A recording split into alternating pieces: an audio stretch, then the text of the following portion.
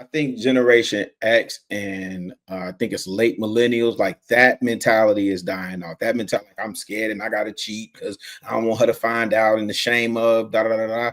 These shorties are savages. They don't care. You know what I'm saying? She going, he going, they going. They going. They going. Listen, the females are telling these dudes they in a situationship. I got you, and him. And part of the problem is I find fewer people, Luis, are dating with intentionality. I find fewer people are dating for the sole purpose of building family and community. And we are literally living at a time where people will continue to play and just let me see if this works. Let me see if that works. Right. And people's inhibitions are lower. And the music is telling them, I got this one, I got a side, I got a foreign, I got a main, I got da da da da da. And the females are cool with it, but guess what? The dudes are cool with being sides too. So to Sister Kelly, if the shoes were reversed, was good for the goose is good for the gander. Dudes are cool with being sides too. They know how to play their part too.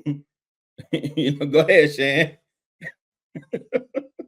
It's not the same though, because I do remember a couple of years ago when y'all was going down Jada's throat, because it was clear her and Will had an understanding. And as soon as August or whatever his name is opened his mouth, y'all was coming for Jada. And everybody knew since the 90s they was, swingers. Come on, we heard that back in the day. It's just this little incident happened. He went and started talking because he's a little youngin'.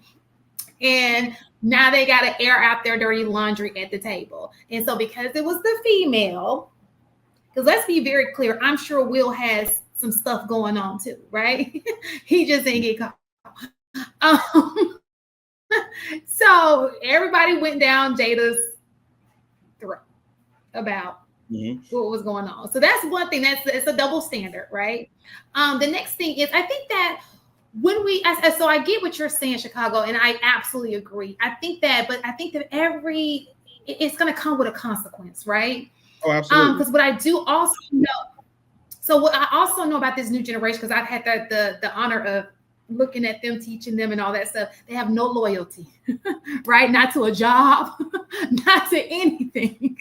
So, and it reminds me of Thanksgiving. Like, for example, for Thanksgiving, all the women were in the kitchen. We were all making food. The men were sitting at the table. They were just waiting, watching the game, and we served them all of those good things. We had an uncle who, he did it right. Don't get it twisted. His wife just passed before he did, and he lived a couple of towns over, but he had to spend that time with himself because he's not mobile, right?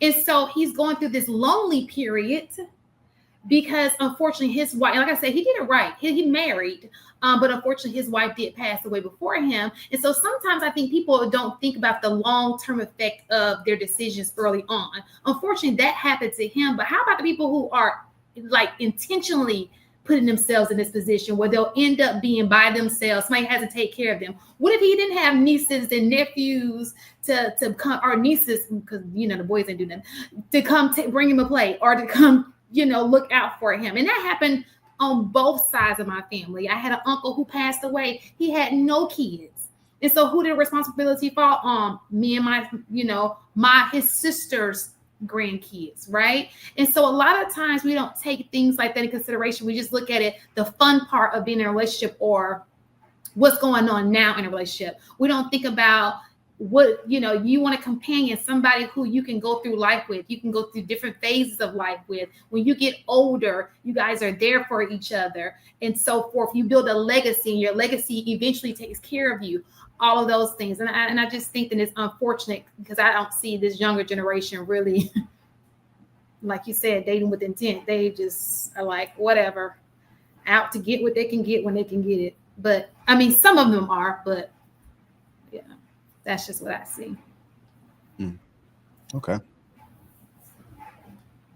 I think you made a good point. I was sitting there just trying to think really quickly about what's the difference from somebody like leaving a marriage versus them not even like having children and having a family? Is it sort of like the same thing? Because if you leave a marriage, then you kind of wind up back to point A again. Or is it slightly a little different because kids are involved? What's point A? Alone? Being Is that what- single. Yeah. Yeah, being alone. So let me just tell you Is this. there something wrong with that? I mean, it's all depends on that person. You know, what I'm hearing now is that it's okay to be alone. It's okay to just focus on your purpose and being happy with self. This is what's being put out there. But then you got some people that actually want to build a legacy, want to have a family, want to do life with somebody. I guess it's kind of subjective as far as how you view it and what's best for you.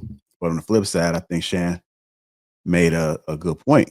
You know, if you don't have any children, have anybody to lean on, once you get up there in age, you're by yourself dealing with these things. And it can be a lonely, cold world when you land up in the hospital and nobody's coming to your aid because the focus was about just you and not extending that focus in other places. I think and it's okay because that's what auntie power comes in, right? Or uncle power. Like if you're good to, so they're always their kids. So there are ways around it, right? If you have a sibling who has kids, so for me, we take care of my uncle because our uncle took care of us when we were younger. He was very involved in our lives, right? We had a very close-knit family. A lot of people are not like that. They don't even live in the same town as their siblings. And it comes to when you are married, let's just say you do get a divorce, your relationship with your kids, even after the divorce, you continue that relationship, you will hope at least one of the kids takes care of you. All it takes is one. So it's just how I think building relationships. I think that's what it is. And it could be step kids. I know a man, his stepdaughter, his kids are like those kids who like, oh, they're out everywhere in the other countries. And it's his stepdaughter who takes care of him. So, it just depends. Your relationship with the kids and or whoever you're taking care of along the way.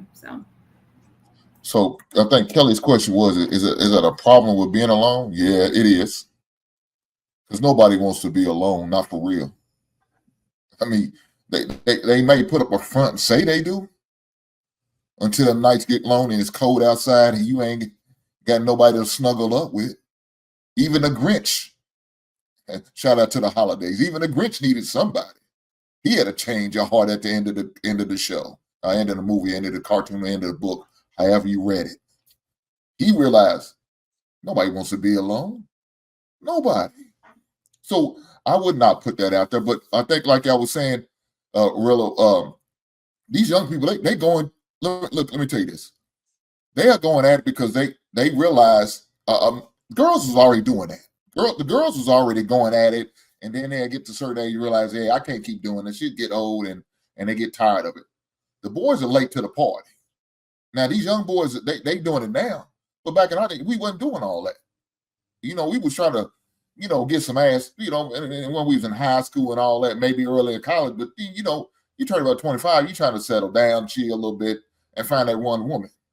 Most of us wasn't really going like that, going hard like that. Now you had some girls they was getting it in. You know what I'm saying? That's why they was always the accentuate the sisters from the Snow Bunny. How the Snow Bunnies be going to college and getting their man, the sisters going to college just to find some more dick. You know what I'm saying? Join the sorority and find some more dick. And they didn't find it in college. They kept that find. They find it in the local workplace, at the local reading, at the local clubs, or the local smoke shops, or whatever the case may be. But now these young boys, they doing the same thing them women was doing back in the days. They out there just getting it in. And they waiting about 30, 35. Matter of fact, some of them don't want to ever settle down. I talked to some of my son's teammates about marriage. They're like, what is that? They didn't see it in their household. They came up in a single parent home, raised by grandmothers and aunties and not even their own damn parents. They don't want to get married because they said, I don't want to end up like what my parents ended up.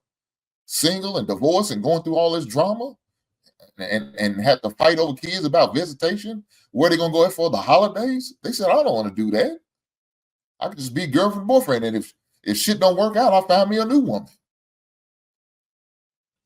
I'm going to tell you something that I've seen because you said people don't want to be alone. I don't think nobody totally wants to be alone. If they did, then they wouldn't interact with people, right? So I think it is safe to say that a lot of people don't want to actually be alone.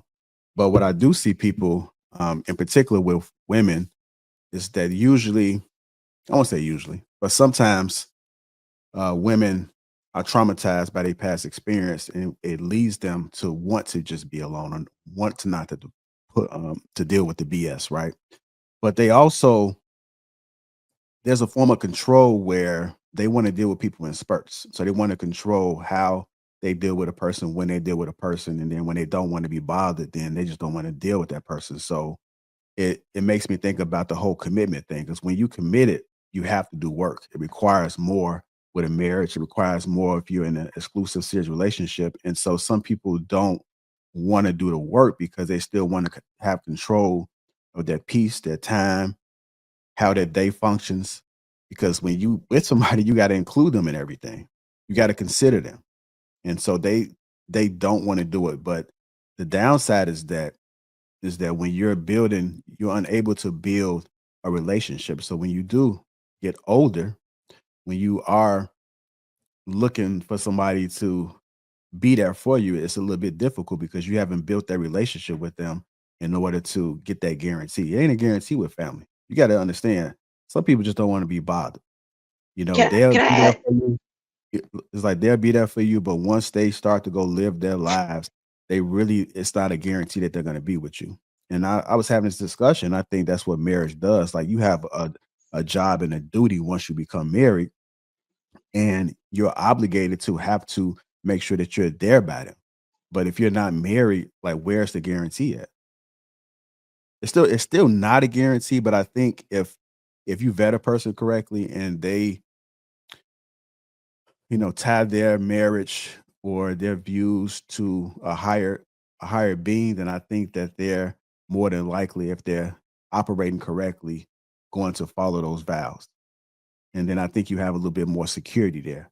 When you're just dating somebody, there is no guarantee, there's no security, there's no role and responsibility that they obligated to have to do.